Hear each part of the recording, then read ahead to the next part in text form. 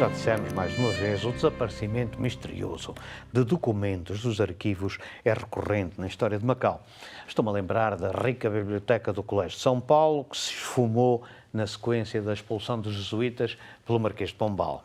Depois de muito e muito tempo, o mistério desfez-se quando algum burocrata de Madrid, nos anos 60 do século passado, ao fazer inventário do que havia, lá descobriu encaixotada, mas intacta, creio que no Escorial.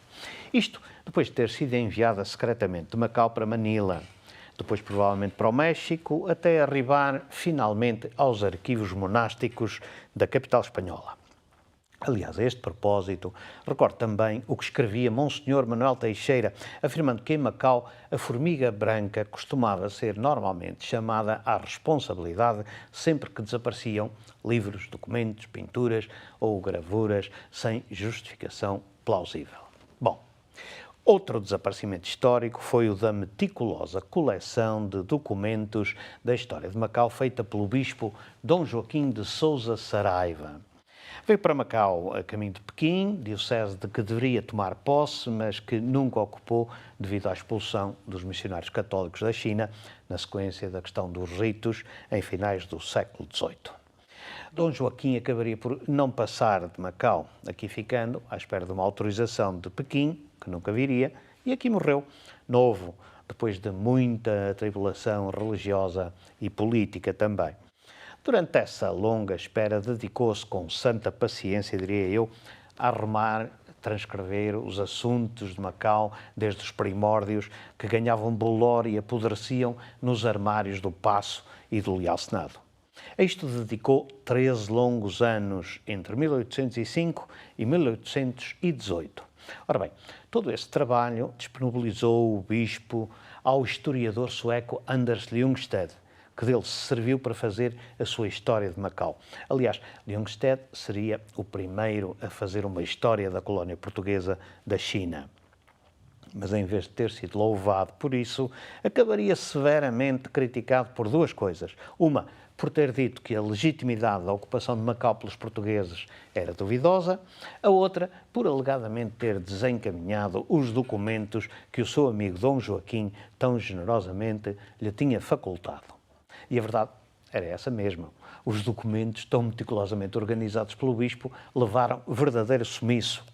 O mistério, mais uma vez, durou séculos. Isto até o investigador Acácio Fernando de Sousa os ter descoberto. E aqui está.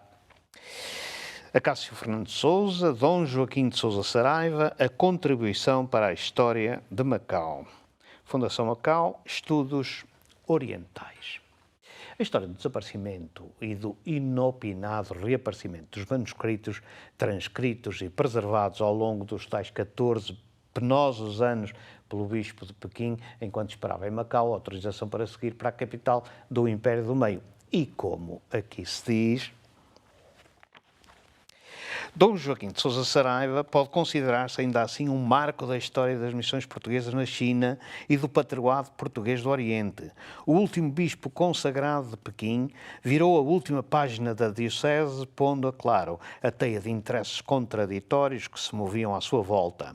Longe de ser um homem impetuoso, faltou-lhe talvez maior argúcia política e mais decisão pessoal nos momentos cruciais, pois encontrava-se, é certo, rodeado de políticos astutos que não hesitaram em utilizá-lo à medida das suas conveniências, tal como de clérigos pouco disponíveis para o auxiliarem na sua missão.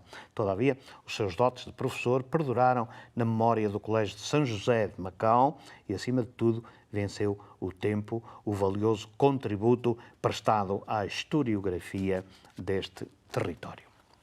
Falta dizer que este livro foi adaptado a partir da dissertação de mestrado do autor Acácio Fernando de Sousa, defendida na Universidade de Macau em 1994.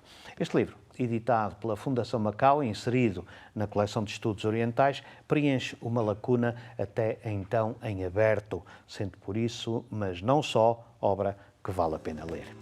Volto para a semana com mais livros e mais autores.